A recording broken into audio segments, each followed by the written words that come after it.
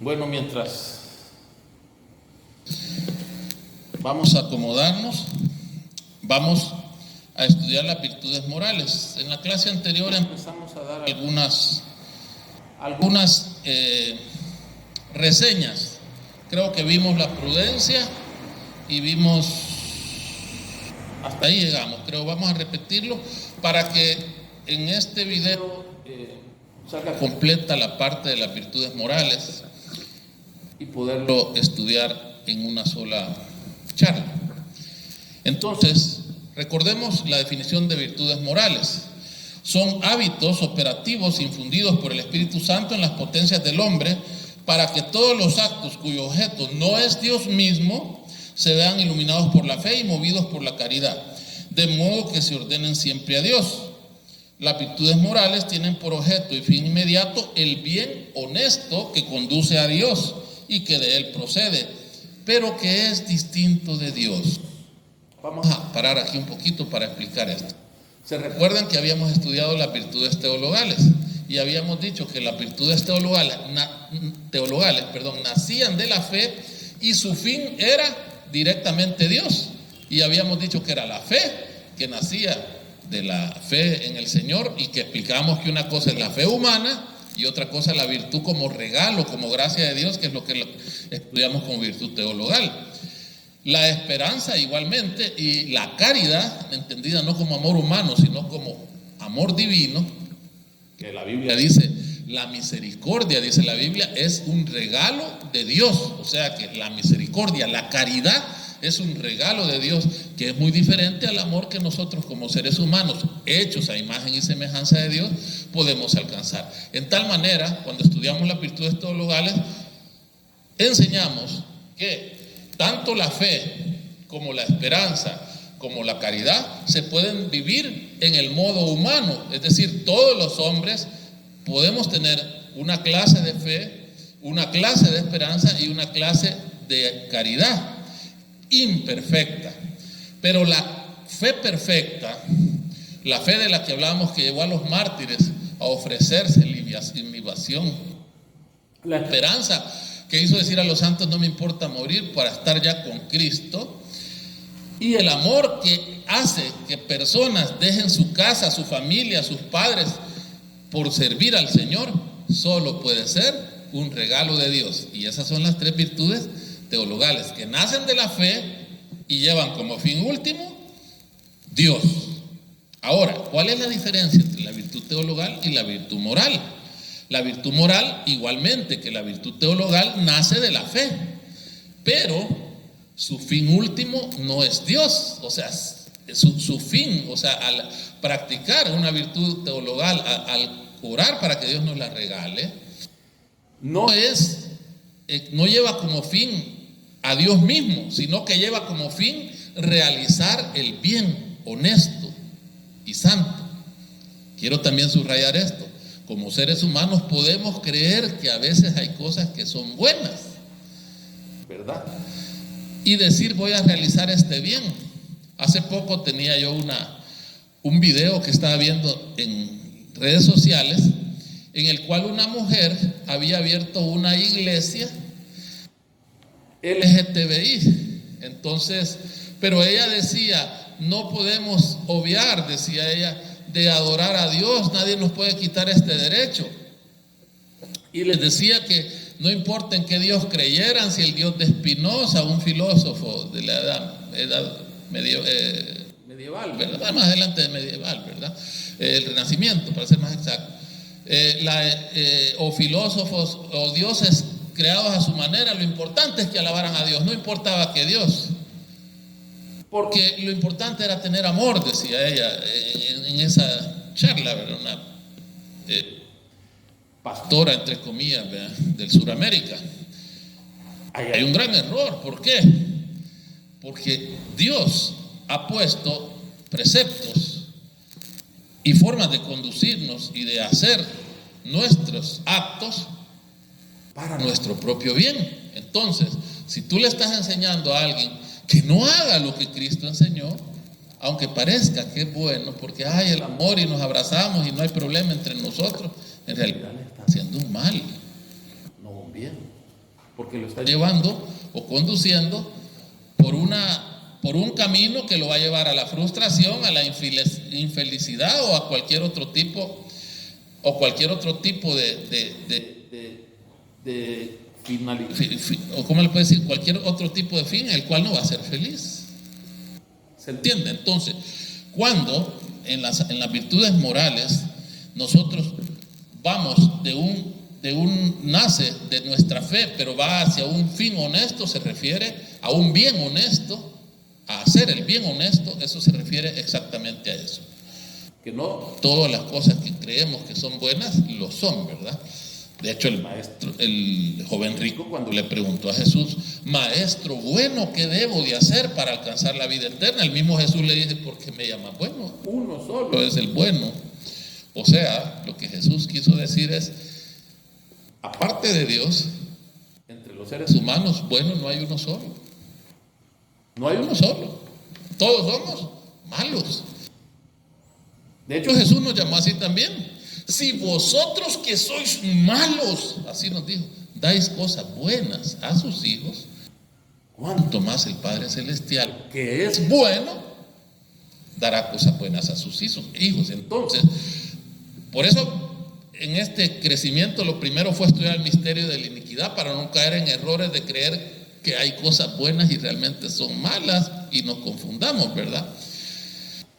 Tenemos que estar claro que la fuente de todo bien es aquel que solo Él es bueno y por tanto todas las virtudes morales van orientadas a realizar el bien honesto que Dios nos dice que es bueno. ¿Se entiende ahora la diferencia? Virtud teologal de la fe a Dios, virtud moral de la fe al bien honesto, ¿sí? Entonces, estas virtudes morales son 4. Es la más preciosa de las 4 y en su orden de jerarquía se las voy a enlistar, son la prudencia, la justicia, la fortaleza y la templanza. Esas son las 4 virtudes morales, que también se le llama virtudes cardinales. ¿Por qué se le llama virtudes cardinales? ¿Se recuerdan cuando estudiamos los pecados capitales? Que yo les dije, ¿por qué se llaman capitales? Porque de ellos salen otro montón de males, ¿sí?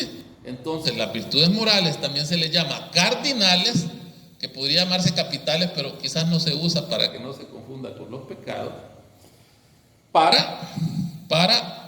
porque de ellas se deriva otra cantidad de virtudes. Es decir, de la prudencia se derivan varias virtudes, de la justicia, que es la segunda, se derivan varias virtudes, de la fortaleza se derivan muchas virtudes, de la templanza también se derivan muchas virtudes. Entonces, las 4 virtudes morales son prudencia en su orden de jerarquía, justicia, fortaleza y templanza. Y se llaman también cardinales porque de ellas surgen muchas otras virtudes. Entonces, estudiemos brevemente la virtud de la prudencia. La prudencia es la virtud que el Espíritu Santo infunde en el entendimiento práctico para que a la luz de la fe discierna y mande en cada caso concreto qué debe de hacerse u omitirse en orden a Dios. Jesús habló de prudencia y les advirtió a los discípulos: mira que yo os envío como ovejas en medio de lobos, sed pues prudentes como las serpientes y sencillos como las palomas. O sea, la serpiente observa, mira a lo que él quiere atacar o a quien lo quiere atacar y está ahí esperando a recibir un ataque o esperando el momento preciso para poder atacar. No se mueve solo por sus instintos, sino que es prudente, sabe cuándo detenerse, sabe cuándo atacar, cuándo defenderse, cuándo esconderse, cuándo huir. Y Jesús lo dijo también, refiriéndose a los hijos de las tinieblas. Son más que dijo Jesús, son más listos, dijo él, más astutos que los hijos de la luz. En ciertas cosas la astucia puede interpretarse como prudencia. Les voy a poner un caso. Supóngase una persona mala, ¿verdad? Yo una vez hablando con una jueza amiga mía me dice: mire, tengo un caso que se sorprendería lo que hicieron, me dijo.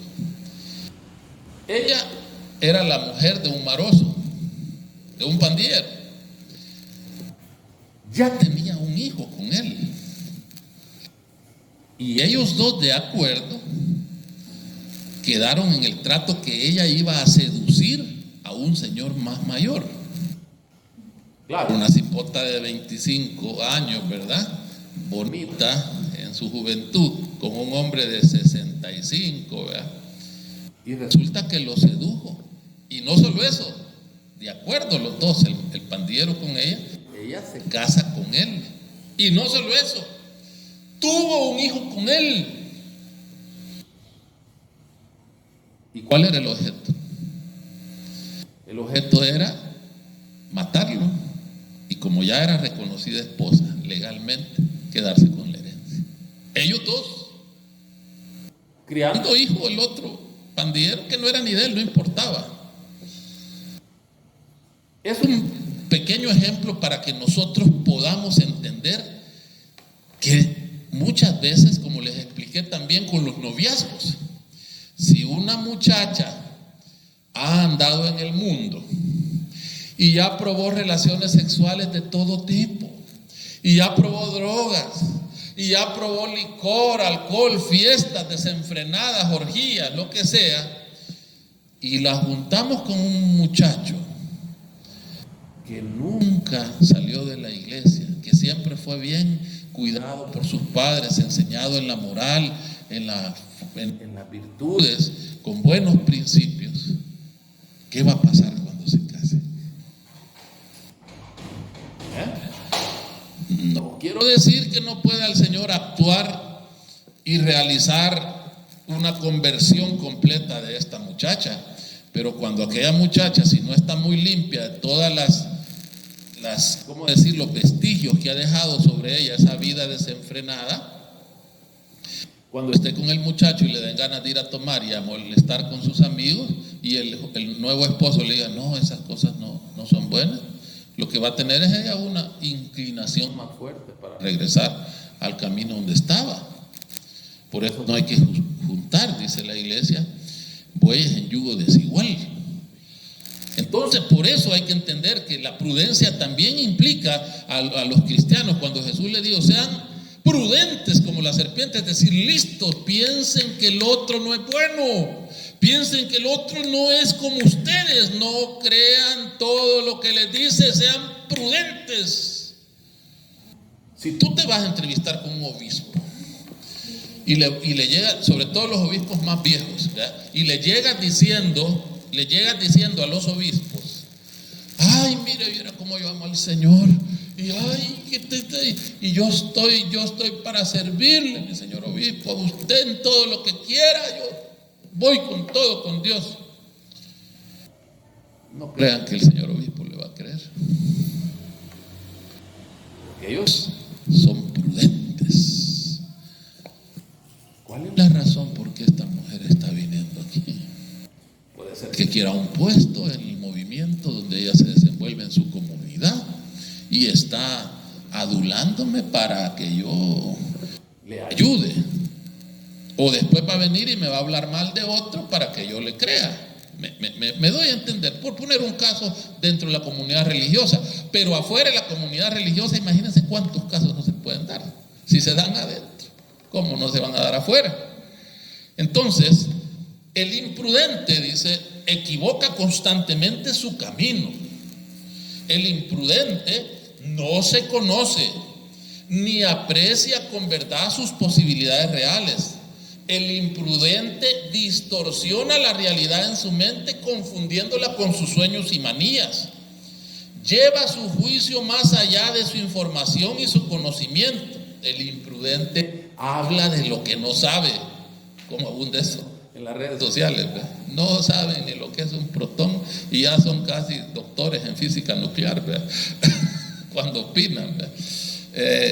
Es precipitado y atrevido. El imprudente es perezoso o tímido. Actúa con demasiada prisa o con excesiva lentitud, antes de tiempo o cuando ya es demasiado tarde. Es obstinado en sus juicios y demasiado crédulo e influenciable, pues no distingue los espíritus. Yo creo que en algún momento todos nosotros podemos decir que hemos sido imprudentes, ¿no? Y más de alguna de estas listados de lo que acabo de escribir lo hemos cometido. Entonces, en cambio, el prudente es el hombre que por ser humilde anda en la verdad, estudia o consulta lo que ignora, aprende con la experiencia, actúa oportunamente y con circunspección, tiene sabiduría. Entonces, esa es la virtud de la prudencia. Pidámosle a Dios que nos regale la virtud de la prudencia. Es la más preciosa, como dije antes, de las virtudes morales. De la prudencia se derivan 3 virtudes, al menos hay más, pero en este curso vamos a estudiar 3. Virtudes derivadas de la prudencia que se estudiarán en este curso. 1, el pudor. 2, la modestia. Y 3, la eutrapelia. Vamos a estudiar en este momento el pudor. Creo que hoy en la mañana les mandé un videito de TikTok donde explicaba un poco más ampliamente el pudor, porque aquí no puedo extenderme tanto, porque como son tantas virtudes que si me extiendo en una, pues no nos va a ir bien. Ahí por favor lo miran, vamos a leer un poco nada más del pudor. Decía Pío XII, el pudor advierte el peligro inminente para la castidad, impide el exponerse a él e impone la fuga de aquellas ocasiones a las que se hayan expuesto los menos prudentes. Fíjense que no se entienda el pudor como lo quiere entender el feminismo hoy, que dice: dejen de estar enseñando cosas machistas y misóginas, dicen ellos, misóginas. Porque ellos creen que el pudor es algo que se le impone a la mujer más que todo, dicen, eso es una cosa machista. Hay un poquito de verdad en esa afirmación. ¿Por qué es que las mujeres están más llamadas al pudor que los hombres? La respuesta es sencilla: por su naturaleza. Decían nuestras abuelitas, el hombre es fuego y la mujer es tusa. Viene el diablo y los azusa, decían la abuelita. ¿Qué quiere decir eso? Las mujeres no son fuego. Si las mujeres fueran fuego, los hombres anduviéramos con chorcitos bien cortitos en la calle para encenderlas. Pero no pasa eso. Al revés, sí. Las mujeres, con solo que pongan tacones y un chorcito corto, ya un hombre se fija más en ella. Pero vuelvo a repetir, el pudor tampoco, no se vaya a confundir, tiene nada que ver con la forma en que se vistan las mujeres, que también. ¿Y por qué, dicen ellas, me voy a cambiar mi forma de vestir? Es que el pudor no tiene nada que ver con eso. Vístete como quieres, como tú quieras, vístete, no hay problema. Un hombre sano espiritualmente puede llegar, ¿cómo te puedo decir?, vestidos cortos, y te va a apreciar por bonita. Probablemente crearás en él alguna atracción fuerte de que, ay, qué mujer más bonita. Pero de eso a que te va a faltar el respeto o que te va a empezar a escudriñar tu cuerpo para buscar una satisfacción sexual propia, eso ya no lo hace un hombre que esté sano, pues, me explico. Ahora, entonces, ¿qué es el pudor? El pudor es un acto prudente, fíjese bien, es un acto prudente en el cual una persona con dignidad no permite que otros utilicen su cuerpo para satisfacción sexual, de manera visual o implícita. ¿Se entiende? Mire, entonces ya no es que una mujer no se pueda vestir como ella quiera, es que si están en medio hombres malos de la cabeza, ¿para qué se va a poner eso? Se va a exponer a que la miren de una manera vulgar. O a menos que ella quiera ser propiedad de todos. O sea, si a ella no le importa que los hombres la vean desnuda, que estén con ella utilizando su cuerpo para tener satisfacción sexual física o posterior, se vayan a masturbar pensando en ella, o que después la anden viendo solo como objeto sexual, pues entonces que no tenga pudor. O sea, con esto no estoy diciendo que vamos a alcahuetear la mala actitud de los hombres que ven a las mujeres de esa manera.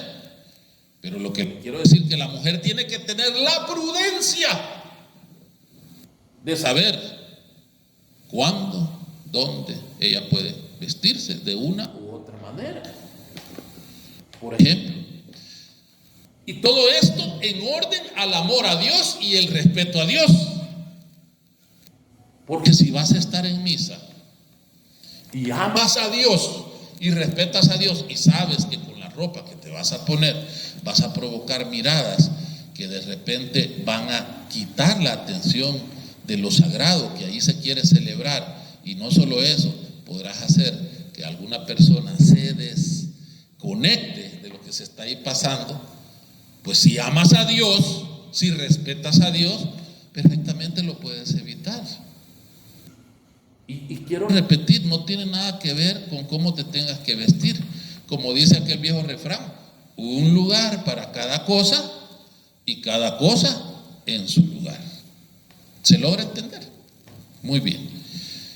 Tal vez te puedes poner aquí, Ronnie, de este lado, por el hecho de que la cámara yo pueda estar viendo solo al mismo lado y no... Ahí a la par de Jimena puedes estar. Eso, gracias. Para que así la cámara no quede como torcido, ¿verdad? Muy bien, continuemos. La otra virtud que se deriva de la prudencia es la modestia. La modestia, dice, es la virtud de conocerse a sí mismo y apreciar nuestras posibilidades reales. Además, la modestia nos enseña a ser moderados, fíjense bien, en nuestra forma de vestir, de actuar y de conducirnos, y en nuestras presunciones, es decir, a no ser presuntuosos y a no ser personas que juzgan a los demás muy duramente. Cuando tú eres un hombre modesto, dices, por ejemplo, dijimos, la virtud de conocerse a sí mismo y apreciar con verdad nuestras posibilidades reales. Si tú aprecias con verdad tus posibilidades reales y ves que una persona cae en un pecado, no lo vas a juzgar tan duramente, a menos que el acto sea demasiado abominable o feo. No, pero estoy hablando de esos pecados normales en los que caemos los hombres, las mujeres, cotidianamente, los que vamos a confesar regularmente a un confesionario, ¿verdad? No los vas a juzgar tan duramente. ¿Por qué? Porque como te conoces a ti mismo, sabes que muchas veces tú no has pecado no porque seas bueno, sino por la misericordia de Dios. Y que en cualquier momento tú puedes cometer ese mismo pecado y vas a querer que no te juzguen tan duramente, porque somos seres humanos débiles, como lo estudiamos en la clase de la carne. Un hombre modesto no juzga duramente. Un hombre modesto no presume de sus cosas materiales. ¿Por qué? Tampoco es ostentoso para vestirse y ostentoso para poseer. ¿Por qué? Porque conociendo que hay mucha gente que no tiene, él se va a sentir mal. Por ejemplo, yo veo muchas veces que la gente en redes sociales pone, y está bien, porque yo he criticado el resentimiento que tienen personas hacia otras solo porque tienen algo que ellas no tienen, y eso es envidia, que lo cual es malo. Pero también está mal que alguien cuente dinero en frente de los pobres, como dice el refrán, ¿verdad? O que esté tomando agua en el desierto mientras muchos están padeciendo de sed, ¿verdad? Es muy feo, por ejemplo, que un grupo familiar, alguien no modesto, sabiendo que todo su grupo familiar tienen trabajos modestos, y él empiece a ufanarse o a presumir de que su trabajo gana miles de dólares, ¿sí? Entonces a ese hombre le faltaría modestia. Entonces la virtud de la modestia, Jesús conminó a los apóstoles, los regañó y los exhortó a tener modestia cuando les dijo: no acumuléis tesoros en la tierra, ni cosas que se pudren o que llega la herrumbre. Dice: acumulad mejor tesoros en el cielo, ahí no se pudre ni llega el herrumbre. Dice: porque donde está tu tesoro, dijo Jesús, ahí está tu corazón.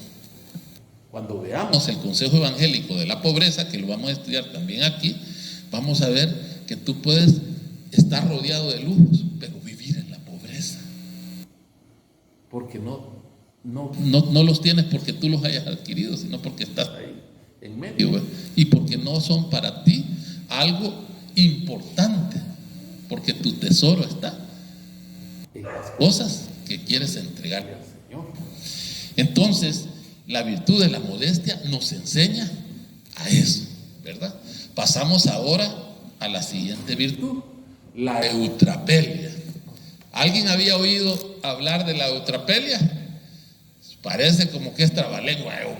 ¿Qué dice? Dice eutrapelia.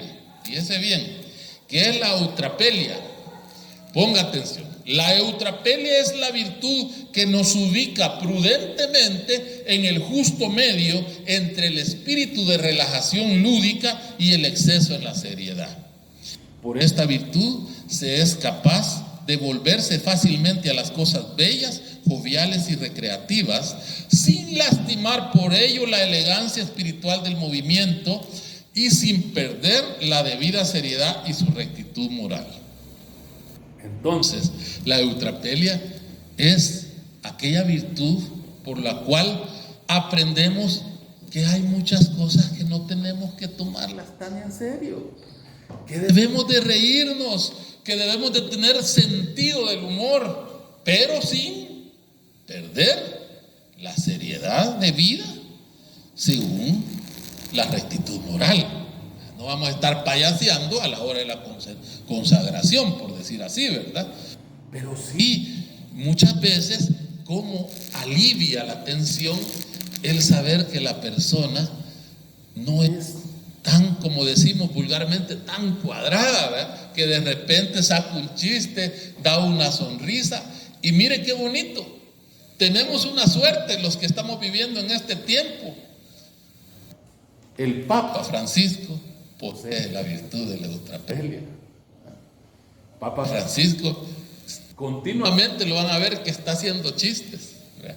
Una vez recibe al rey de España, ¿verdad? Y viene y ahí está en el Vaticano y le dice el rey de España, cuando iban a pasar ya la otra puerta: no, su santidad, por favor, pase usted. No, le dice el Papa, no, pase usted. No, por favor. Los monaguillos van primero, le dice el Papa. Pase usted, le dice, y se suelta la carcajada del rey Juan Carlos, el anterior rey de España, ¿no? Entonces, otra vez contándole a una, lo estaban entrevistando al Papa Francisco, ahí se los pasé ese chiste se los pasé en el video no le he pasado, creo, ese video de la modestia, ya lo voy a pasar. Dice que la entrevista y le dice: mire, le dice, yo soy argentino, muchos estaban en mi contra cuando yo era cardenal en Argentina, pero cuando supieron que el Papa era argentino, no hubo nadie en contra porque era argentino y todos los argentinos querían que el Papa fuera argentino, aunque estuvieran en contra mía, dice. Pero es que así somos los argentinos, dice el Papa. Mire, somos altaneros, somos presuntuosos, le dije. Y entonces le dice: usted sabe, le dice, cómo se suicida un argentino, le dice el Papa entrevistadora. No, le dice, ya desde que le pregunté había que un chiste le iba a contar. Se sube sobre su propio ego y de ahí se tira para abajo y así se suicida. Dice. Tiene un ego tan alto que que si se suben ahí y se tiran, se suicidan. Entonces, esa es la eutrapelia, la capacidad de sonreír, de tener un sentido del humor, de no tomarse la vida tan en serio, porque muchas veces la mejor terapia es el sentido del humor, es la sonrisa. Yo recuerdo un anuncio que pasaban antes en televisión. Estaba el profesor escribiendo en la pizarra y entonces todos los alumnos jugando, tirándose, como estaba de espalda el profesor, los alumnos atrás tirándose papeles, haciendo en eso viene alguien y le tira una bolita de papel y le cae aquí al profesor. ¿Verdad? Cuando el profesor siente que le cae, se recoge, se les queda viendo bien enojado a todos y un silencio en el salón cuando el profesor enojado y le tira la bolita a otro y explotaron en alegría, como quien dice, hizo del momento tenso una broma y logró sacar a los muchachos. ¿Qué consiguió con eso? Que los puso de su lado.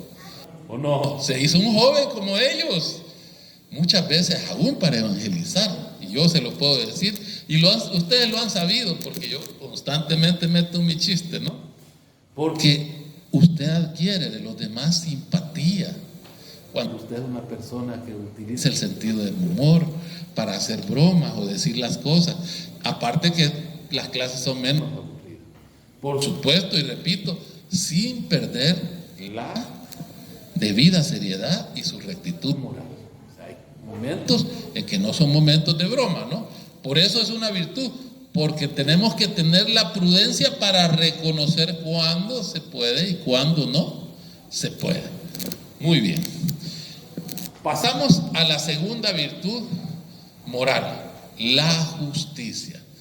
En la clase pasada hicimos un ejemplo sobre lo que preguntó Evelyn, ¿verdad? Sobre la justicia, ¿verdad? Cuando ponía qué pasa con los hombres que violaron a sus hijas o hicieron cosas graves y se arrepienten, qué fácil se van a ir al cielo.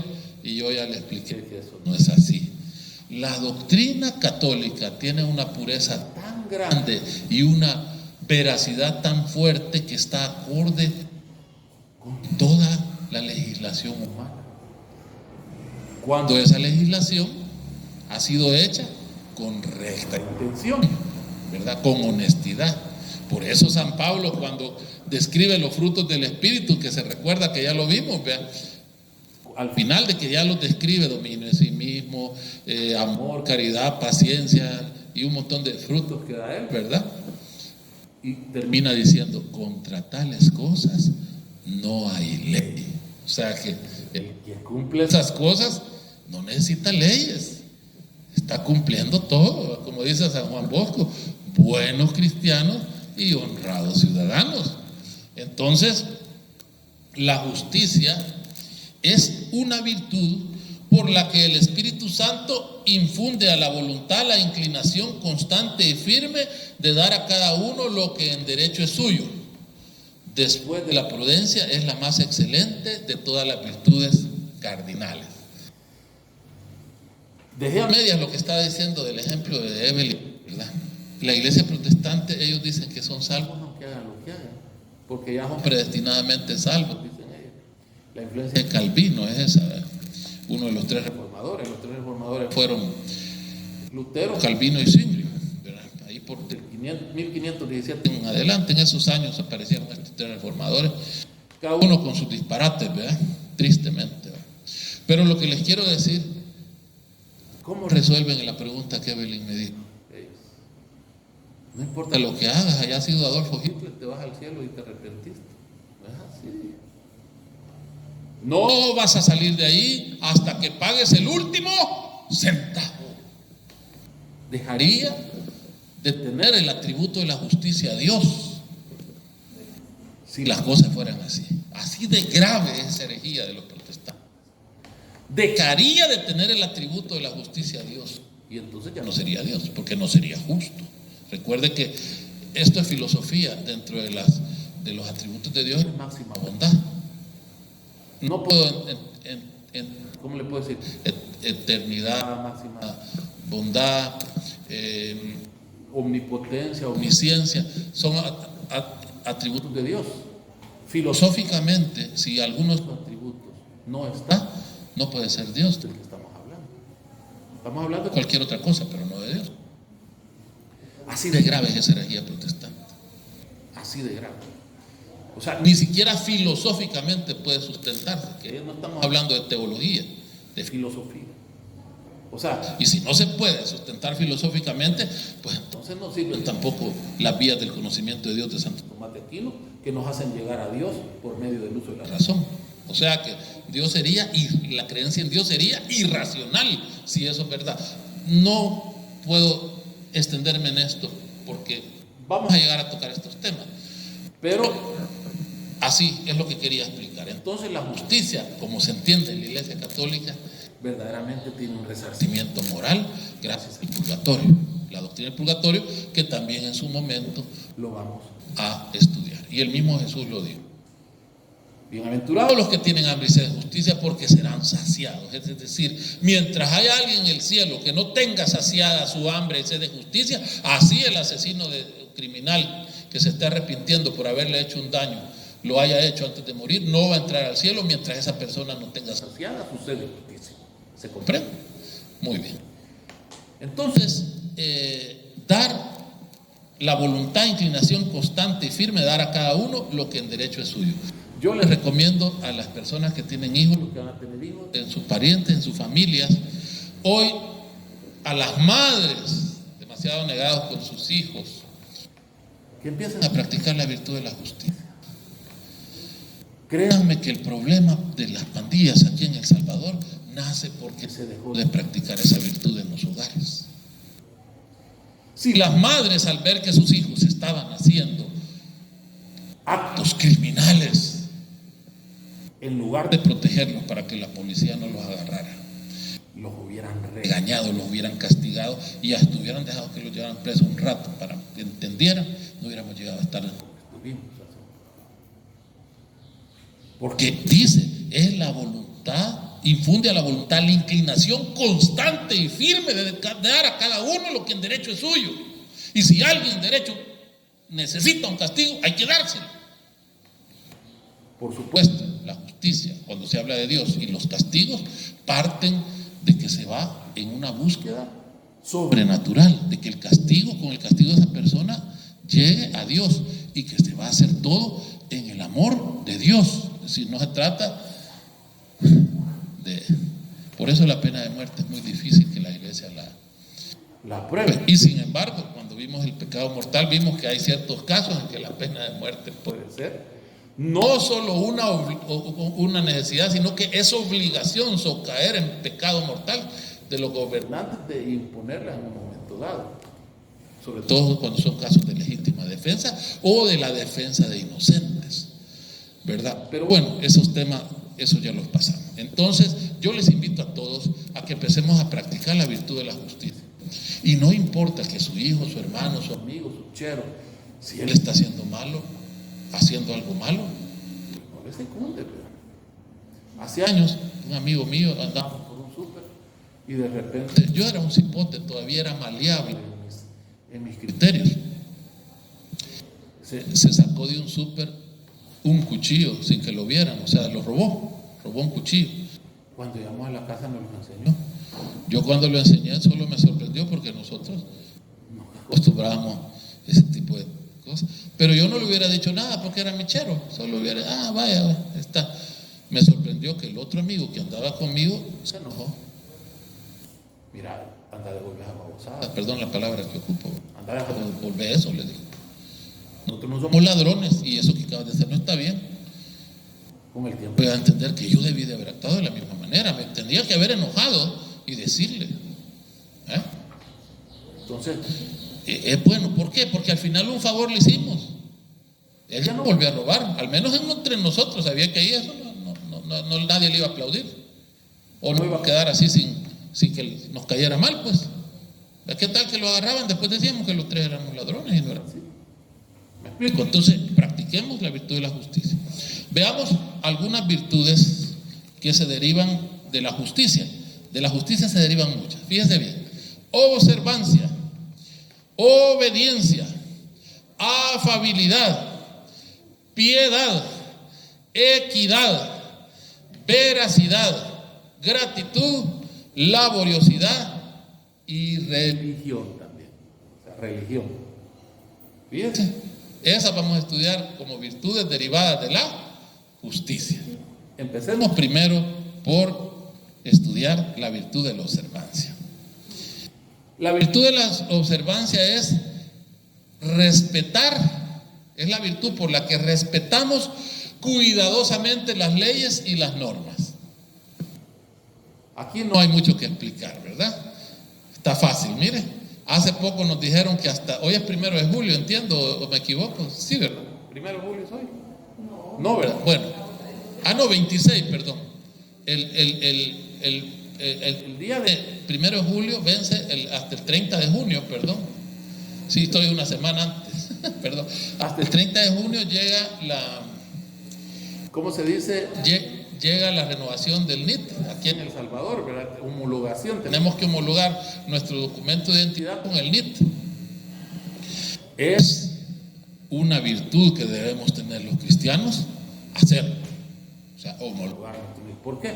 Porque es una obligación legal que nos ha puesto el Estado y hay que hacerlo. Jesús dijo: dad al César lo que es del César y a Dios lo que es de Dios. Entonces yo les preguntaba la vez pasada, ¿cuántos serían capaces, sabiendo que su mujer está en la última semana de embarazo, hacerla montar en un burrito y llevarla a 120 kilómetros para empadronarse y sacar su carnet electoral? ¿Cuántos serían capaces de hacer eso? No hay, hagan de caso que no hay vehículos, que el terreno es montañoso y que tienen que caminar 120 kilómetros porque dice el presidente que tienen que empadronarse para sacar su carnet electoral. Eso sí, en el caso que es el presidente y no es en caso, también es un problema grave, porque aquí no tenemos carnet electoral, nadie la va a llevar porque tampoco pasa nada si no lo saca, pues simplemente no va a poder votar. Pero para no poner el caso del carnet electoral, que tienen que llegar a dar fe ahí con el presidente cuáles son sus propiedades y que si no lo dicen se las van a embargar. Pongámoslo más fácil. Tienen que llegar a ser presidente a 120 kilómetros y a enseñarles los títulos de propiedad de sus propiedades, y si no lo hacen se las embarga el gobierno. ¿Cuántos llevaran 120 kilómetros sabiendo que es su última semana de embarazo a su mujer para que cumpliera con esa... Bueno, no a su mujer, él, el hombre, lo llevara, pero no puede dejar a la mujer sola, la llevara para hacer ese trámite. Pues es la distancia que recorrió la Virgen María con San José. Cuando el emperador, voy a leer la Biblia, dice: sucedió que por aquellos días salió un edicto de César Augusto ordenando que se empadronase todo el mundo. Este primer empadronamiento tuvo lugar siendo gobernador de Siria Cirino. Iban todos a empadronarse, cada uno a su ciudad. Subió también desde Galilea, de la ciudad de Nazaret, que es donde vivía Jesús con María y José, en Nazaret. Subió José a Judea, a la ciudad de David, que se llama Belén, por ser él de la casa y familia de David, para empadronarse con María su esposa, que estaba encinta. Y sucedió que mientras ellas estaban ahí se le cumplieron los días del alumbramiento y dio a luz a su hijo primogénito, le envolvió en pañales y le acostó en un pesebre porque no tenían sitio en el alojamiento. Evangelio de San Lucas, capítulo 2, versículo del 1 al 7, para los que lo quieren leer. O sea, caminaron 120 kilómetros por tener la virtud de la observancia. Entonces, esa es la primera virtud. Ahora, esto es un caso extremo, claramente, ¿verdad? Es un caso también donde estamos hablando de emperadores que mataban, ¿verdad?, a los que no hacían estas cosas. Y como lo que también tenemos que aprender, la historia no se puede juzgar con las cosas que vivimos actualmente. Es decir, hoy existen derechos humanos, existen redes sociales, existen agencias donde usted pudiera denunciar, instituciones, denunciar que les son violados sus derechos humanos. En ese entonces todo eso no existía. Un emperador decía que se tenía que hacer y se tenía que hacer y punto, ya. ¿Me explico? Entonces no piensen, ay, qué bárbaro, ¿por qué hicieron eso, José? No, las cosas eran diferentes. Las cosas eran diferentes. Pero ¿qué nos queda de enseñanza en esto? Imitemos a San José y a la Virgen María observando todas las leyes civiles y religiosas. Ya no debemos manejar sin tener licencia de conducir. Debemos tener en regla todos nuestros documentos personales, el documento de identidad, el de identificación tributaria, respetar las señales de tránsito, pagar nuestros impuestos, pagar nuestras deudas, cumplir con las leyes de la República, respetar las reglas de urbanidad, ¿verdad? No más tener a las 7 de la mañana el domingo y vamos a tocar una trompeta, ¿verdad? Y nuestros vecinos queriendo descansar, ¿verdad? Respetar y cumplir los mandamientos de Dios y de la iglesia. Bueno, ¿se entiende la virtud de la observancia? Muy bien. Pasamos a la siguiente virtud: obediencia. Solo hay dos instituciones que han logrado subsistir más de 2000 años. No existen más. Una, el ejército, y dos, la iglesia. ¿Y saben qué es lo que tienen en común esas dos instituciones? Que dentro de ellas se manejan por la obediencia. O sea, yo estaba hablando esta semana casualmente con alguien que es militar, ¿verdad? Y yo le platicaba, mira, la obediencia ha sido usada durante muchos años también como un medio de sometimiento de los pueblos. O sea, no siempre hay que obedecer, ya lo vamos a ver cuando también veamos el consejo evangélico de la obediencia. Tampoco se trata de ser sumiso, porque no es eso lo que Dios quiere. De hecho, el reino de Dios implica muchas veces enfrentarse a las personas que tienen bajo su autoridad ¿cómo le puedo decir? La promulgación de leyes injustas. Uno de esos es el aborto, que por cierto, este día, bendito Dios, estamos celebrando que la Corte Suprema de Estados Unidos declaró inconstitucional el caso de Wade versus Ross, que ahí por 1970 avaló que la mujer tenía derecho a decidir sobre su cuerpo encima del derecho del nasciturus, es decir, del no nacido, a vivir. Hoy fue derogado, bendito Dios. 63 millones de niños tuvieron que ser asesinados, pero para gloria y honra de Dios, eso ya no va a pasar. Ya empezaron algunos estados, como en Estados Unidos es un país con ley federal, ¿verdad? La ley federal ya ahora dice que no, el derecho primero es del niño. Y ya varios estados, entre ellos Missouri, ya prohibió el aborto. Y así va a ser una cadenita que dentro de poco, primero Dios, la mayoría de estados de Estados Unidos van a prohibir el aborto. Gracias a Dios. Esa defensa fue férrea, fue firme contra leyes injustas que mataban a niños inocentes. Entonces, no se trata siempre de someternos, no, pero sí la obediencia a la autoridad. No veo una mejor manera de crecer espiritualmente que no sea obedeciendo a la autoridad, aunque no estemos de acuerdo con ella. Yo trabajo en el órgano judicial, que ahí también tenemos una organización que se tiene que regir a base de la obediencia. La ley, aquí en El Salvador hay una ley que se llama la ley del servicio civil. Dice que una de las obligaciones de los subalternos o los empleados es atender las órdenes y obedecer las órdenes de su jefe inmediato. Es decir, si tú no lo haces, cumples una ilegalidad, cometes una ilegalidad.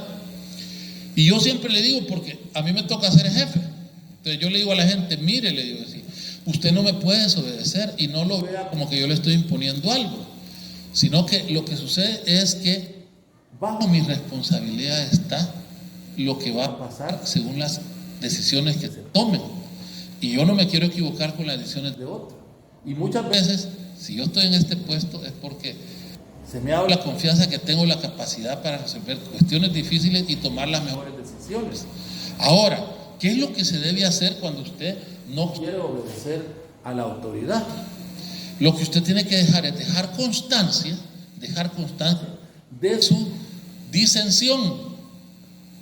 Por favor, lo que se tiene que hacer es dejar constancia de su disensión. Es decir, le digo yo, vaya, mire, si usted no está de acuerdo con lo que yo le he dicho que haga, hágame una nota. Y en la nota me ponga, ingeniero Gustavo Nestoya, por este medio le hago su conocimiento que según orden que usted me ha dado a través de oficio número tal, le hago de su conocimiento que si esa orden se cumple, pueden pasar estas y estas cosas que a mi juicio no serían buenas o serían negativas para el desenvolvimiento de la unidad. Pero igualmente, por ser usted mi jefe inmediato, me pongo a realizarlo por usted ordenado, pero le invito a que usted considere las cosas que yo le he planteado a través de este memo. Punto. ¿Qué pasa?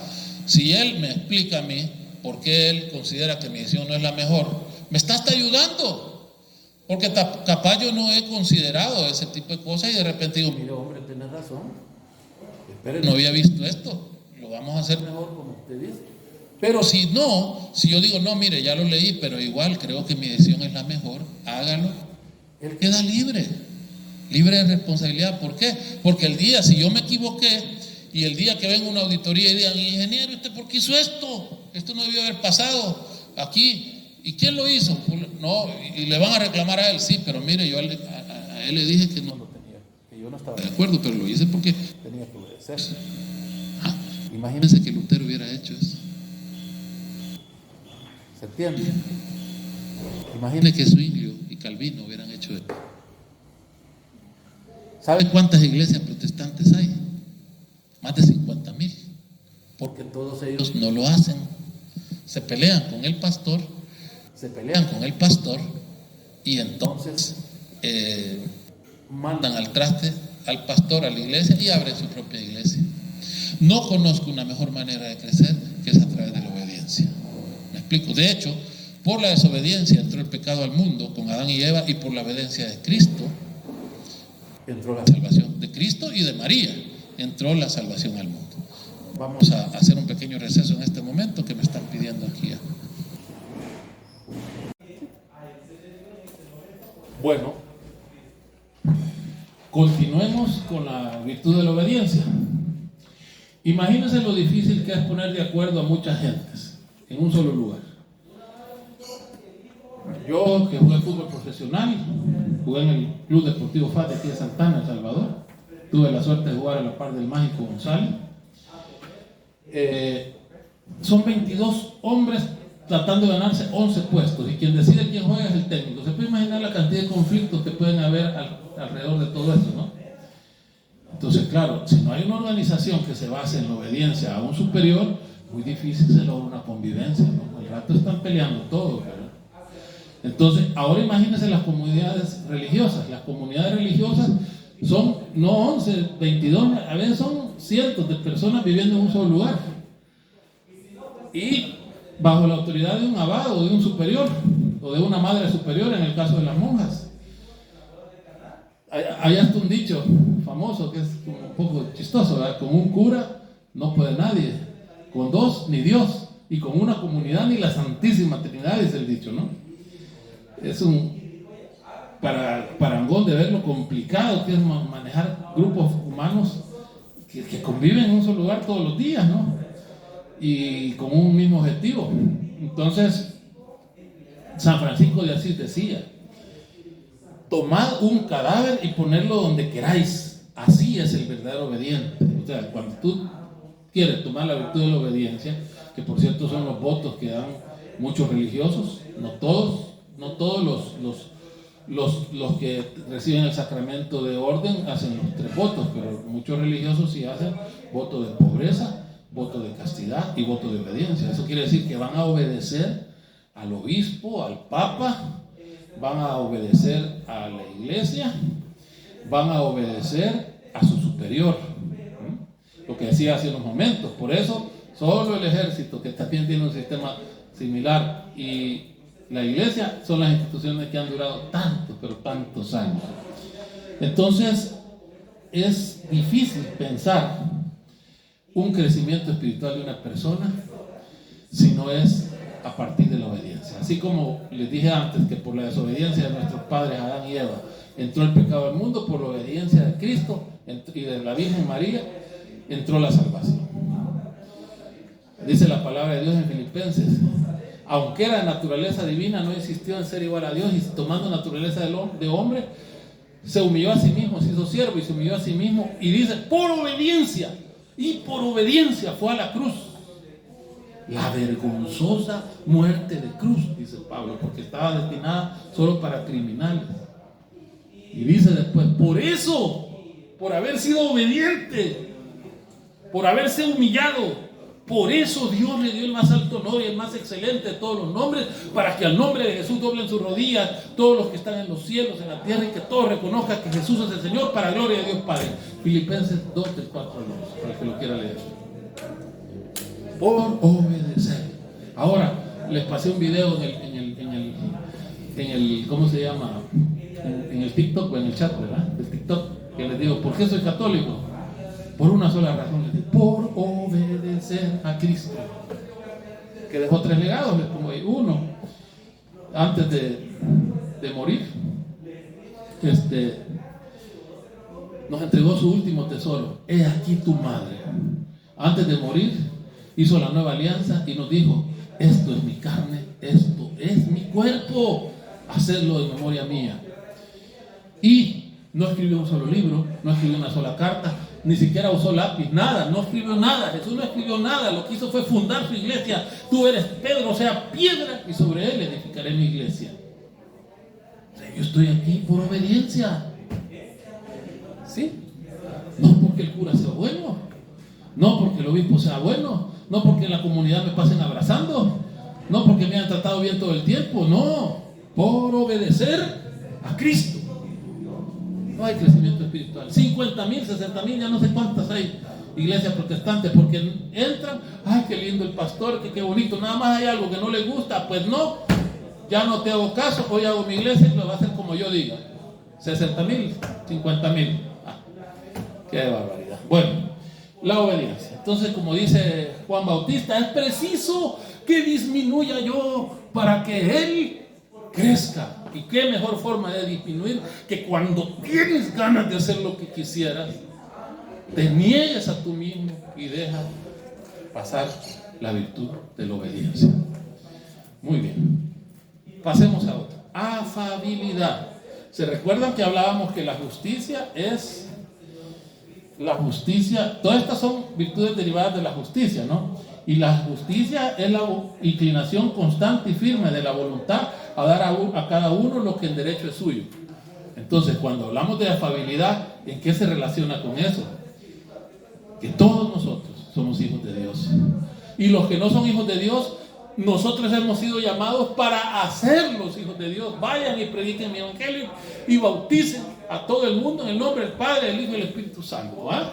O sea, saber tratar bien a las personas que son criaturas de Dios, si todavía no son bautizados, y son hermanos nuestros y ya son bautizados, es un acto de justicia. Por eso hay que ser afable. Esa gente que solo empurrada, que no se ríe nunca, no saluda a nadie, tienen 30 años de ser vecinos y no se conocen. Pasa. Bueno, vaya usted, perdone si me están oyendo hermanos europeos, pero en Europa una de las cosas que más le llama la atención de los latinos es que cuando van en la calle la gente los saluda, la gente les dice buenos días. Ahí están los frutos de que en este continente está metido el valor y principio, los valores y principios cristianos, la justicia y la afabilidad con las personas. Vamos a la virtud de la piedad, la que sigue, como es un fruto de la justicia. La piedad es una virtud que nos hace sentir profundamente hijos de Dios. Así como hay que darle a cada quien según se merece por la virtud de la justicia, pues también a Dios, más que nada. Dios, el primero de los mandamientos, amarás a Dios sobre todas las cosas. Y la piedad nos presenta a Dios como Padre bueno y amoroso, y no solo como soberano y dueño. Hace que el corazón se dilate de amor y de confianza en Él, y nos mueve a prestar a Dios, a los padres y a la patria, honor y servicio. O sea, mire, no hay error, así como hay un montón de errores con el perdón de mis hermanos separados, ¿verdad?, de la iglesia protestante, este es uno de ellos, ¿verdad? Yo no sigo religiones, yo lo que sigo son a Cristo, dicen ellos. Pero es que uno de los... Ya vamos a ver la virtud de la religión, que también es parte de la virtud de la justicia, pues. Pero la piedad te lleva a religarte. El amor a un Dios amoroso te llega a religarte, a ligarte íntimamente, eso quiere decir religión, ligarte íntimamente, religarte, ligarte fuertemente, religarte. Bueno, entonces, pero por ahí se empieza por la piedad, reconociendo a Dios como Padre amoroso que merece que se le preste servicio, amor y confianza. Vamos a una virtud que me gusta siempre explicarla, la virtud de la epiqueia, que también se conoce como la virtud de la equidad. A ver, repitan conmigo, epiqueia, que también se conoce como equidad. La epiqueia refiere a lo equitativo, a lo justo. Nos mueve a apartarnos con justa causa de la letra de la ley para mejor cumplir su espíritu. Mire, no hay nada más triste que por no pasar sobre la ley no se haga lo que en justicia debe de hacer. El problema salvadoreño era: los policías se cansaron de agarrar presos a pandilleros, pero por un error administrativo de cómo lo presentó al juez, aún sabiendo que habían cometido delitos, el juez los sacaba libre, aún sabiendo, porque era una violación a la ley el que el policía no haya presentado dentro del plazo de las 72 horas o dentro del, no puso en el escrito algo que debía poner. Y llegamos a lo que llegamos. 40,000 llevan presos, 40,000 pandilleros van ya. Eso en el sentido negativo, de que no puedes dejar libre a alguien sabiendo que él cometió el delito solo por una falla administrativa, por un error administrativo. Es una tontería, eso es faltar a la virtud. Hay que apartarse de la ley para cumplir mejor su espíritu. ¿El espíritu era cuál?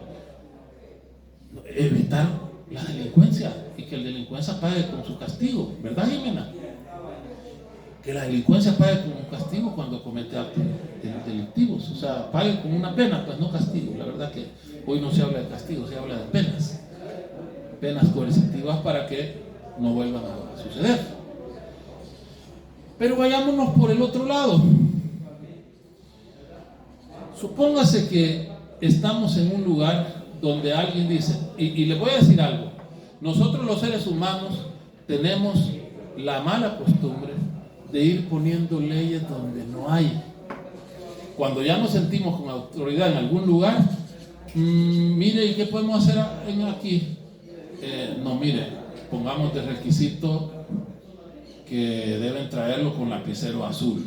El Ministerio de Hacienda hacía eso, si usted no presentaba con lapicero azul la declaración de renta, se las devolvían. Los bancos lo hacen lo mismo. Si usted hace un cheque con lapicero rojo, no se lo aceptan.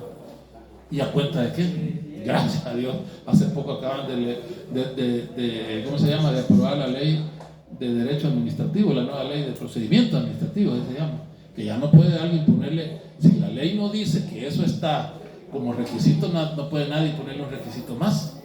Les pongo un ejemplo.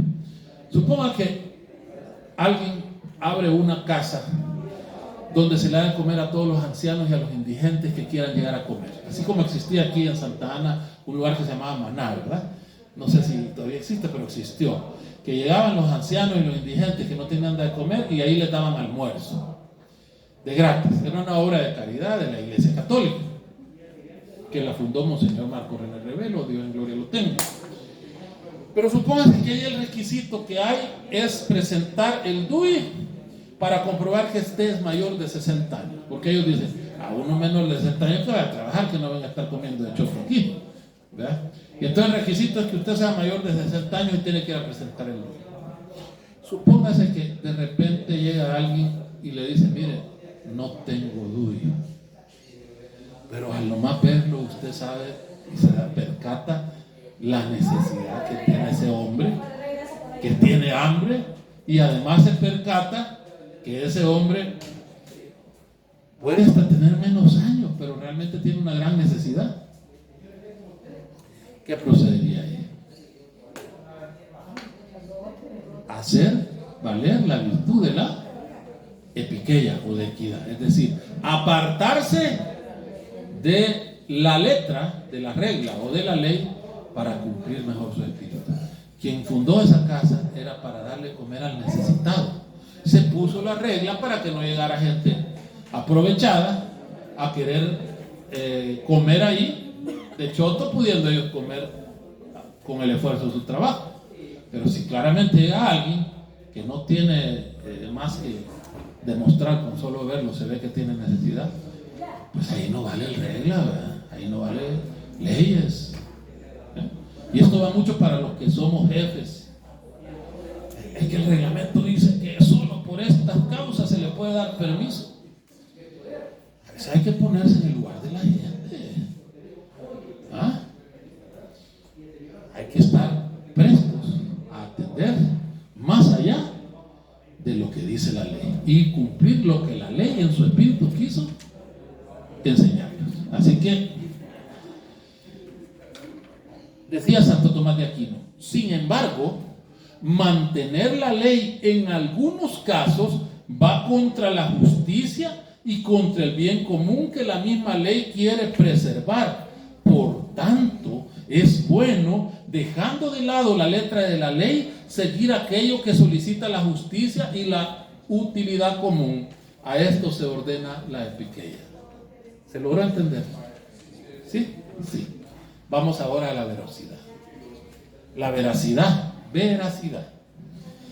que también es fruto de la virtud de la justicia. La veracidad es la virtud por medio de la cual una persona se compromete a decir siempre la verdad. Esta es una muy buena virtud que tenemos llamados nosotros a tener. Yo la practico con mis hijos.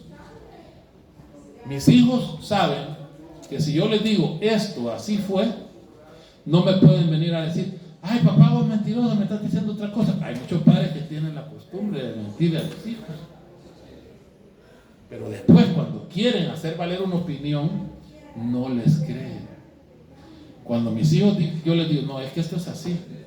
Ay, ya vas papá, que no sé qué. Yo no te voy a mentir. Cuando ven que les estoy hablando en serio, ellos saben que yo lo que les digo es la verdad. Y eso es importante. ¿Alguien quiere ser jefe? Al menos en la condición que su servidor, gracias a la voluntad de Dios, lo es. Primero tiene que decir siempre la verdad. ¿Sabían eso? Mi puesto es lo que se llaman puestos de confianza. Es decir, si a mí me preguntan, mire ingeniero, ¿y aquí qué fue lo que pasó? Esto. Aún me afecta a mí. Y ellos dan que eso es así porque yo se los dije. Porque mi puesto es de confianza. El día que empiece a mentir, me van a perder la confianza y yo voy a perder mi puesto. Así que hasta ahí te puede llevar a decir siempre la verdad, mira. Vas a llegar a ser jefe.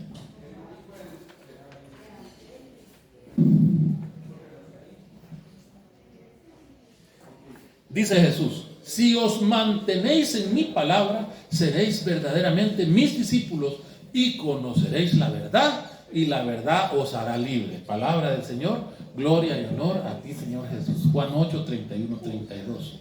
Y también Jesús advirtió a los apóstoles, cuando ustedes digan sí, que sea sí, y cuando digan no, que sea no. Todo lo que se dice de más viene del maligno. Oiga, duro Jesús. Cuando ustedes digan sí, que sea sí, y cuando digan que no, que sea no. Todo lo que se dice de más viene del diablo. Mateo 5, 37, para el que lo quiera leer. Duro. Entonces los cristianos no podemos mentir, a menos que sea en casos como el que les conté de San Francisco de Asís en aquella clase, ¿se acuerdan? Que Francisco de Asís iban siguiendo a un hombre para matarlo y la iglesia pues nunca condesciende tan fácilmente a las penas de muerte cuando puede aislarse al agresor o al delincuente sin necesidad de matarlo. Entonces llegaron al convento, él llegó primero el delincuente, ay, escóndame, hermano Francisco, y métase ahí, le dijo. Entonces cuando llegaron de San Francisco, los policías que lo venían siguiendo, por aquí le dijo, vio hermano Francisco, si vino alguien por aquí con estas señas y era así, así, así. Francisco estaba claro de que le estaban hablando, del que le acaba de dejar pasar. Y ellos usan un cotón, ¿verdad? Café grande que le llega a la manga hasta la muñeca. Y Francisco metió la mano aquí, mire, abajo del cotón y dijo, pues fíjese que por aquí no ha pasado, le dijo. Por aquí no ha pasado, pero él decía por aquí. Por aquí abajo del cotón no ha pasado para que, va, y se fueron y ya no lo llevaron. Eso es lo que se llama a veces mentiras piadosas, ¿no?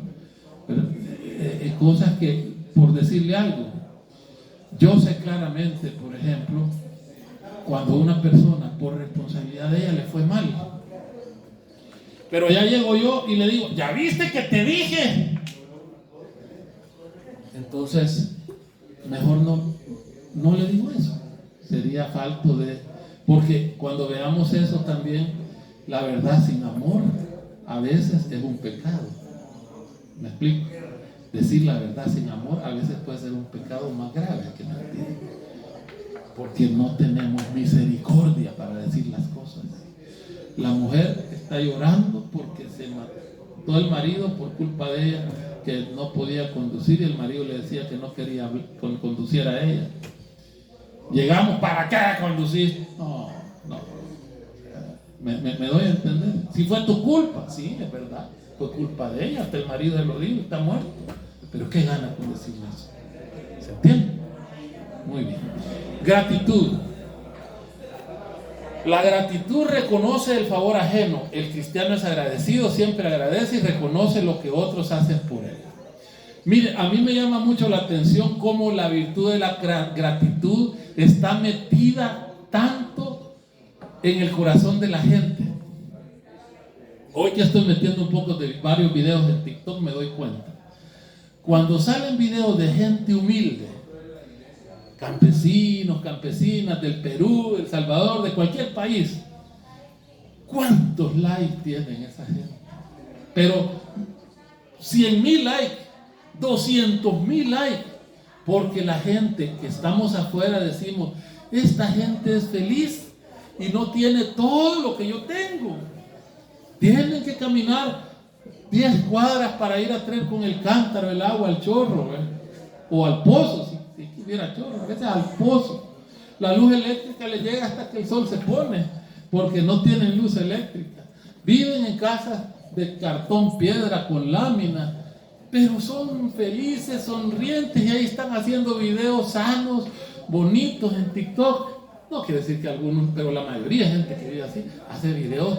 Por ejemplo, yo veo unos que pasan videos de medicina natural, miren, para la caspa, para las gastritis, eche la papa, y les va un montón de, y todo el mundo lo sigue. Otra muchacha que solo habla cosas de todo lo que ella hace, cómo comen, cómo cocinan de leña, ni siquiera es cocina, son leñas encima de un, ¿cómo le dicen esto? De hierro, trebe, encima de un trebe. Pero miren una cosa, ella tan feliz y todo. Entonces, ¿por qué?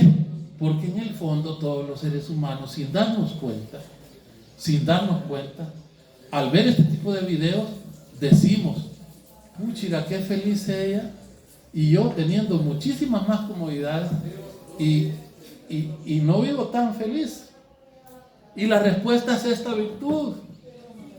Cuando tú te empiezas a fijar menos en lo que no tienes, y empieces a dar gracias más por lo que tú tienes, en esa medida vas a ser más feliz. No sé si se doy a entender. Empieza a pensar que tú, si quieres agua, lo único que tienes que hacer es darle vuelta a un grifo y te sale el agua. Y ahí tienes. Y si la quieres helada, solo sacas la botella del refrigerador. Hay gente que nunca ha tomado agua helada porque no hay energía eléctrica, no tienen refrigerador. Y si quieren agua fresca, no helada, tienen que irse al río, al nacimiento de agua, o tenerle en un cántaro bajo la sombra para que medio se les ponga fresca. En la noche, solo le aprietas un switch, ¡tac!, se enciende la luz, hágase la luz. ¿Cuánta gente? En el grupo de oración que tenía yo antes, había un momento en que estaba la oración de gracias. Y una de las cosas por las cuales dábamos gracias era por aquellas cosas de las cuales Dios nos había librado y que yo ni siquiera me había dado cuenta. Tú no sabes si de repente hoy ibas a venir y en el camino, el bus en que te ibas a montar, se le iba a ir la llanta y te ibas a matar ahí, Ronnie. Pero antes de salir te salió tu abuelita, tu hermana, mira tal cosa, te entretuvo y ya no te montaste en ese bus, sino que en el siguiente. ¿Cuántas veces? Y eso, ser así, les va a servir también cuando las cosas malas les pasan. Porque dice San Juan, ¿verdad? San Pablo en la carta a los romanos, todo lo que acontecen a los que aman al Señor les es para su bien, para su beneficio. Entonces muchas veces te van a pasar cosas malas, y yo soy testimonio de eso. En mi vida, siempre que me pasaron cosas malas, yo decía: Señor, ¿qué me querás enseñar con eso? Y en lugar de ponerme, como dicen, a protestar, a blasfemar, a gritar, a hacerme más infeliz de lo que ya era por la situación que me estaba pasando, empezaba a escudriñar, a tratar de entender qué es lo que Dios quería. Y miren, dígame una sola persona que después del sufrimiento no sé, y que lo tome así, con gratitud. No con gratitud de estar sufriendo, porque por eso no hay que dar gracias, pero hay gente que quiere dar gracias por sufrimiento. Sufrimiento hay que pedir que Dios nos lo quite, pero si no nos lo quita, hay que aprender a vivirlo, buscando la razón por la cual Dios nos está haciendo pasar por ese cáliz. El mismo Jesús pidió que le quitaran su sufrimiento. Lo que estoy diciendo es palabra de Dios. Sufrimiento no hay que desearlo. Eso déjenlo a los estoicos, filósofos de la antigüedad, o déjenselos a los masoquistas, ¿verdad? Los cristianos no somos ni estoicos ni masoquistas. Lo que pasa es que el cristiano ante el sufrimiento pide que se le quite el sufrimiento, pero si Dios no se lo quita, busca encontrarle una razón al sufrimiento y sacar provecho. Y después de estar sufriendo como sufre la ostra por esa piedra que le está molestando, salimos como la perla de gran precio, mejores hombres, mejores personas, mejores mujeres, porque el sufrimiento nos hace más humanos, más sensibles, y nos hace más cercanos al sufrimiento de los demás. Así que aprender a agradecer y tener gratitud es una virtud que también tenemos que tener del Espíritu Santo. Ahora sigamos a la siguiente: laboriosidad. Oiga bien, laboriosidad. La laboriosidad nos mueve al justo cumplimiento de nuestras propias responsabilidades, tanto familiares, religiosas o ocupacionales. Es decir, no puedes decirte buen cristiano si no tienes laboriosidad. Es decir, si sos un holgazán. Es decir, tienes que cumplir tus propias responsabilidades con tus hijos, con tu esposa, con tus padres, tus obligaciones religiosas, ¿ya? Asistir a la misa los domingos, mantenerte reunido en una comunidad, u ocupacionales, cumplir con tu trabajo, que cuando hablen de ti, no, esa persona es correcto para trabajar. No vas a ser perfecto, porque es un camino llegar a la perfección, pero que trates siempre de cumplir con laboriosidad con tus obligaciones. ¿Se entiende? Religión, aquí queríamos llegar. Por ella el hombre se inclina a Dios, a dar a Dios el culto debido mediante actos internos, como la devoción y la oración, o también externos, como la adoración, las ofrendas, el culto. La religión es una confesión de fe y esperanza y caridad. Esta es la palabrita que está de moda entre los hermanos separados. Yo no creo en religiones. Yo lo que creo en Cristo y sigo a Cristo, y las religiones las desecho. Y lo peor, que se han metido tanto en la gente, en la cabeza de mucha gente, que hasta hay un montón de católicos que se lo creen. Ellos lo dicen por una sola razón, y se lo voy a decir: porque no tienen forma de desvirtuar que Jesús le dijo a Pedro que tú eres de Pedro, o sea, piedra, y sobre esa piedra iba a fundar su iglesia. Y como no tienen forma de demostrar que existiera una sola iglesia protestante antes de 1517 años después de muerto Jesús, y la única que existía es la iglesia católica, entonces, ¿qué les queda? No, hombre, las religiones no sirven, yo sigo a Cristo. Es una falsedad. Es un aprovechamiento por no admitir una verdad que no les conviene admitir, porque se les cae todo el muñeco, ¿verdad? Entonces, la religión es lo que les dije antes. Cuando tú te ligas a una persona, hoy está de moda ligarse, ¿verdad? Ligarse es meterse un hombre con una mujer, ¿verdad? Pero, y lo dicen bien, o sea, ligarse es sin conocerse mucho, vamos a ligar, ¿verdad? Pero cuando hablas de religar, estás hablando de una ligación íntima. Es decir, cuando tú haces un acto religioso, se lo voy a explicar con términos un poco usados por la psicología y por la filosofía. Nosotros tenemos 3 estados dentro de nuestra psique. El yo. El yo Gustavo, es el que compartimos con todo el mundo. Ustedes conocen a mi yo, el que le da clases, el que hace actos públicos y que está en medio públicamente de todos. Ese es mi yo. Después dice, está el me. Ahí ya me conoces un poco más. El me es, a mí me gusta, a mí me agrada, a mí no me gusta, me parece bien, no me parece bien. En la medida que conoces el me de Gustavo, conoces bastante a Gustavo.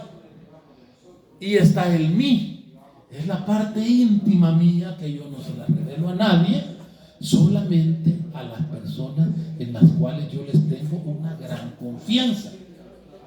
Es decir, las cosas más íntimas o se las revelo a Dios, o a mi esposa, o a mi hijo, y no cualquiera esposa o a cualquier hijo, aquel hijo que tienes la seguridad que no va a traicionar esa confianza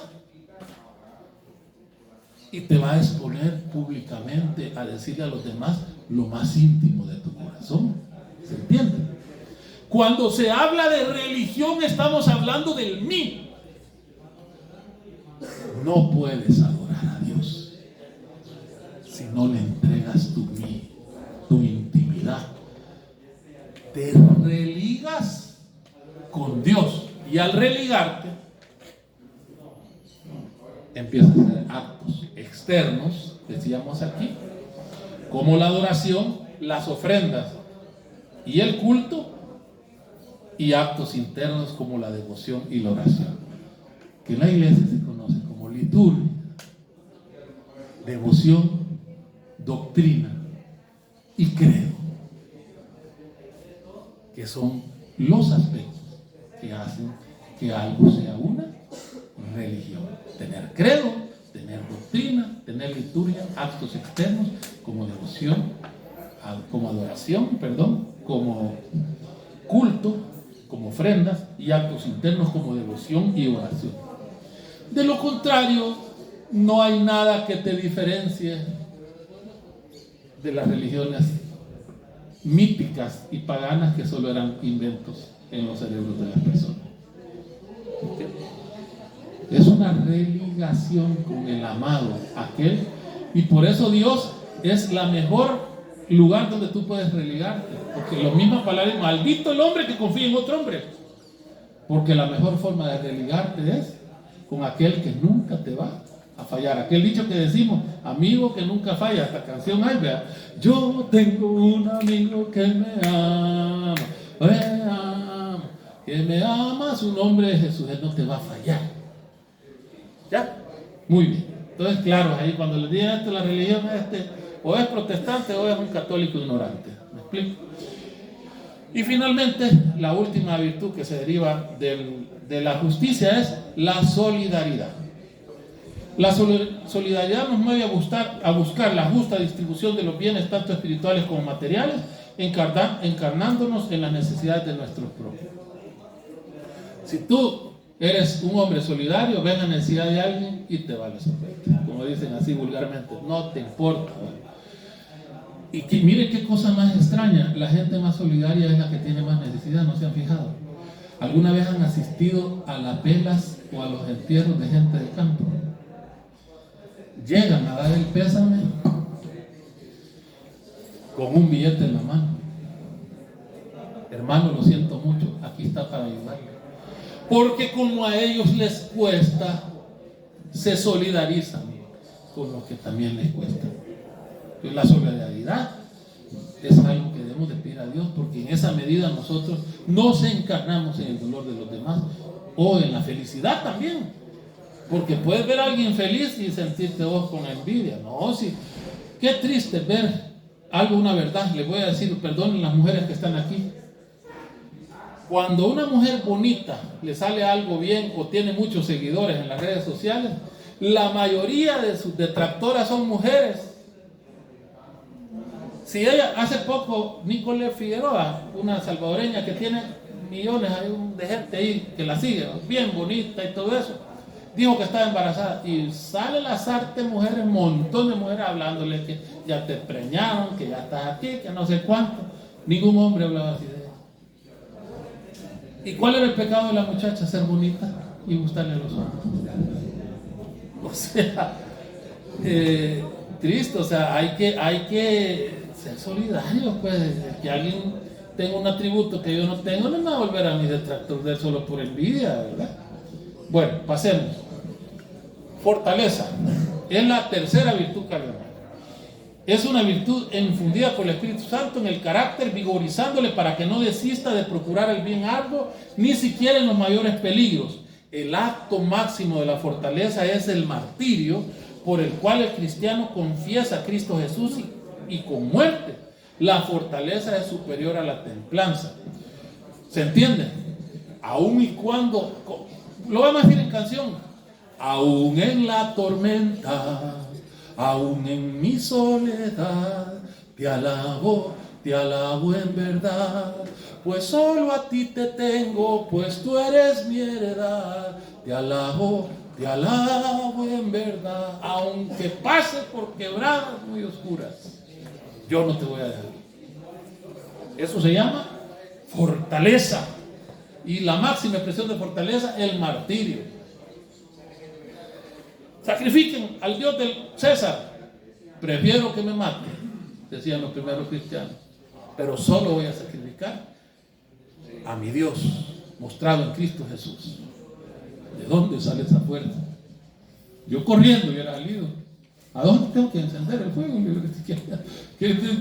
¿Qué fortaleza? No le importa la muerte. ¿Ah?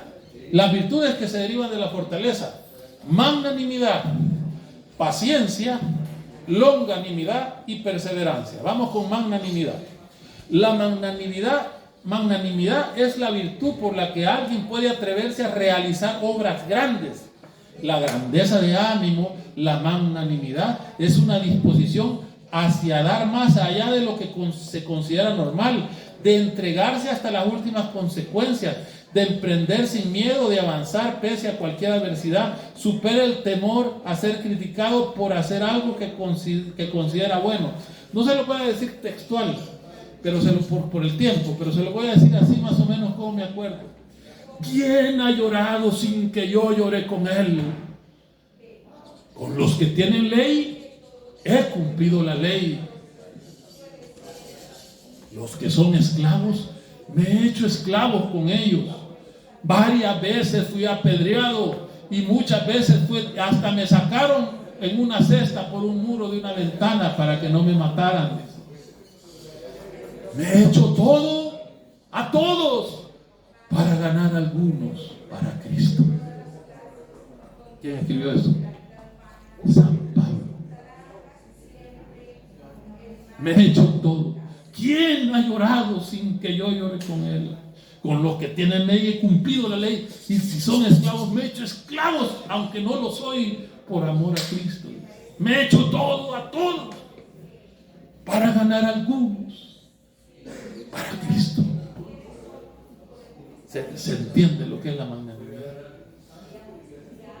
Derivada de la virtud de la fortaleza. La paciencia, lo mismo.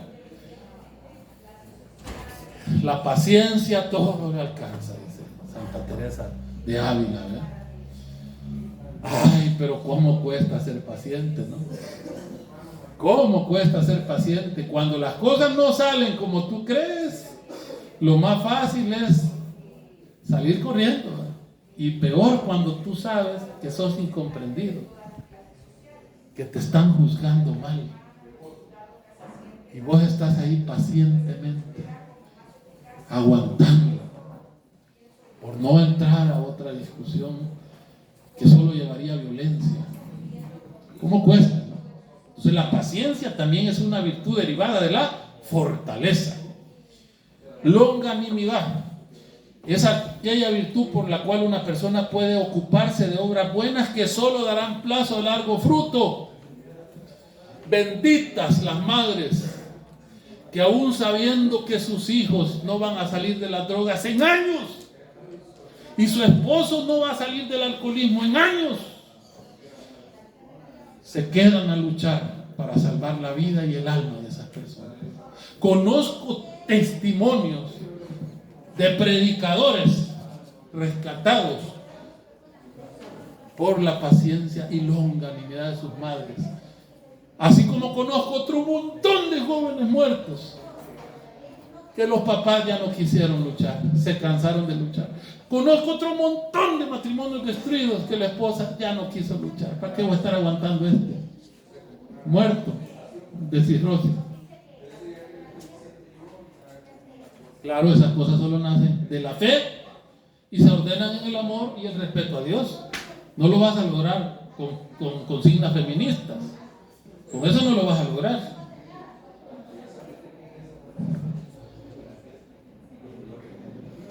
Las obras que son buenas y que solo a largo plazo darán fruto. Miren San Juan Bosco, ¿eh?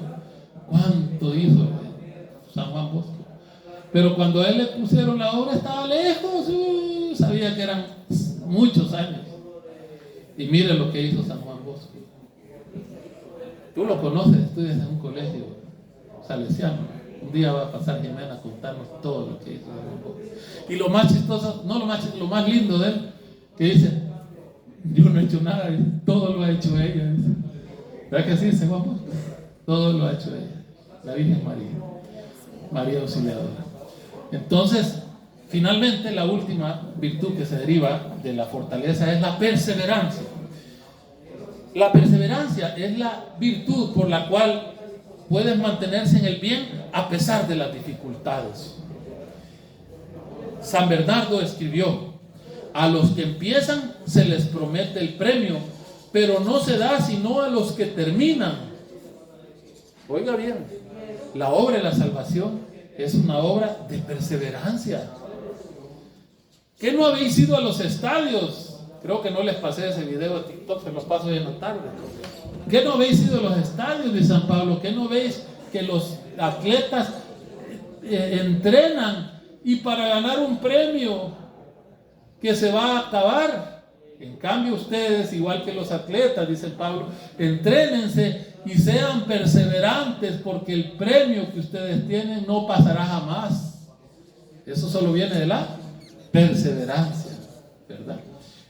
Jesús le dice en el ruego: Padre mío, si es posible, pase de mí este cáliz, pero no se haga como quiero, sino como quieres tú. No importa, voy a perseverar, a pesar de que me van a clavar en esa cruz en unas horas.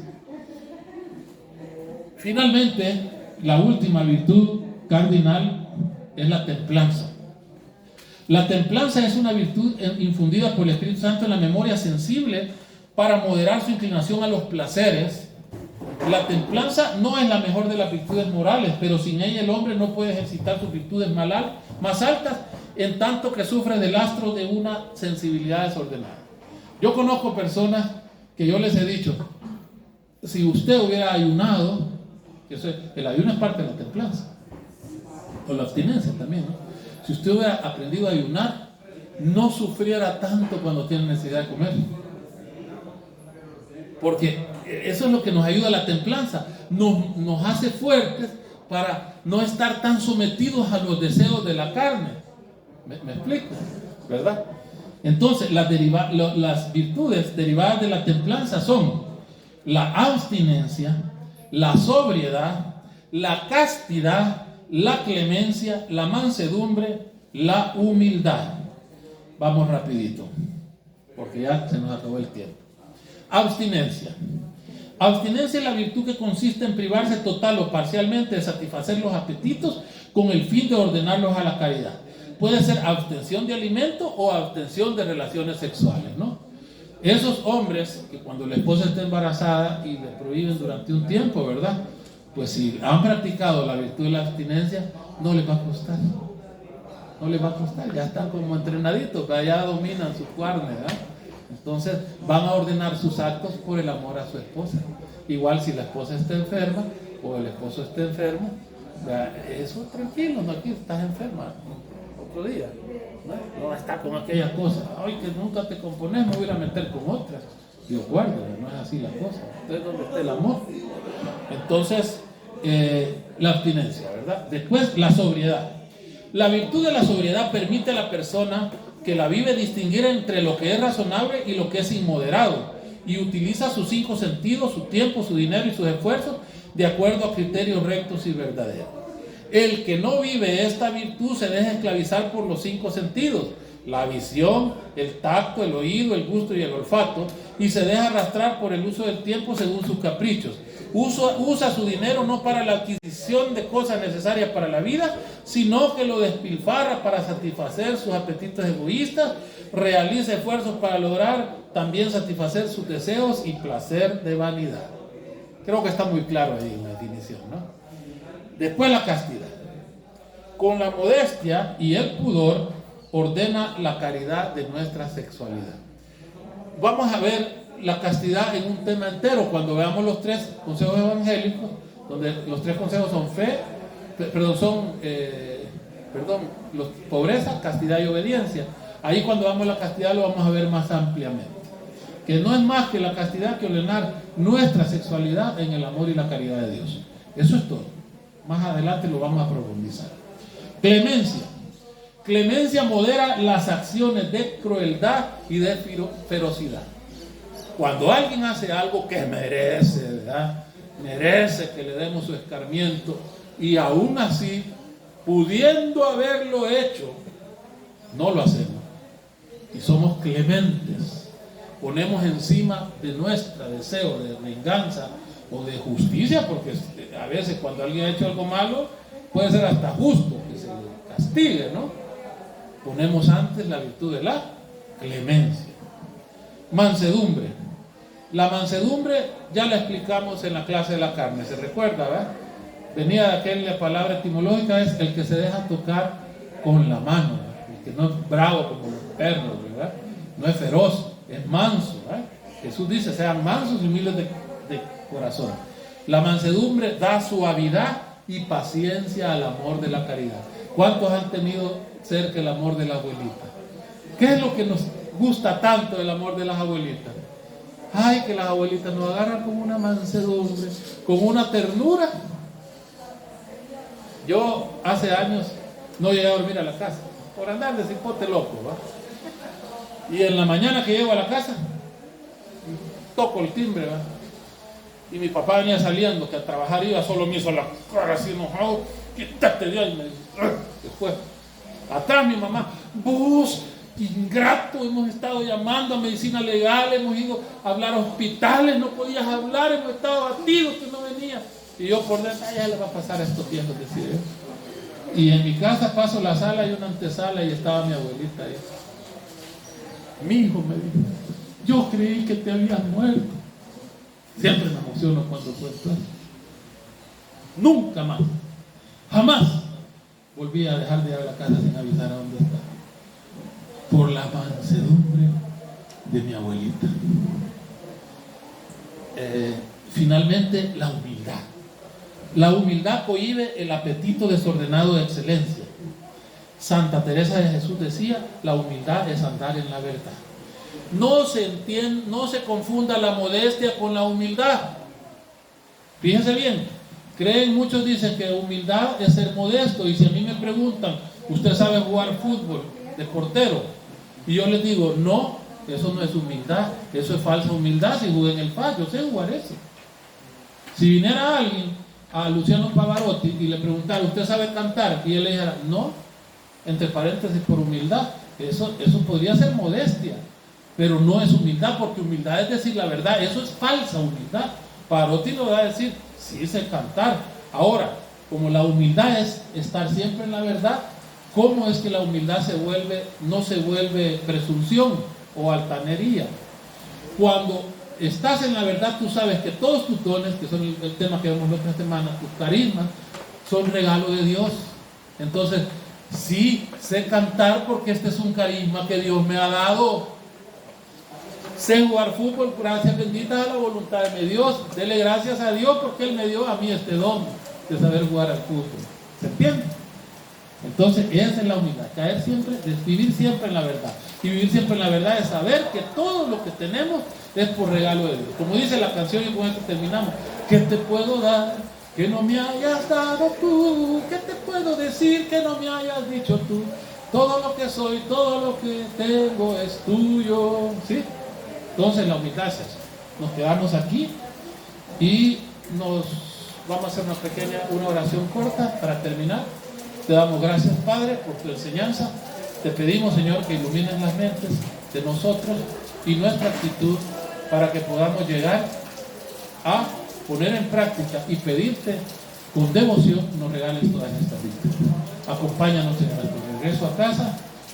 Lleva a tus ángeles custodios delante de nosotros de manera que podamos regresar y que seamos bendición para todos los de la casa y compartamos con ellos todo lo que acabamos de aprender.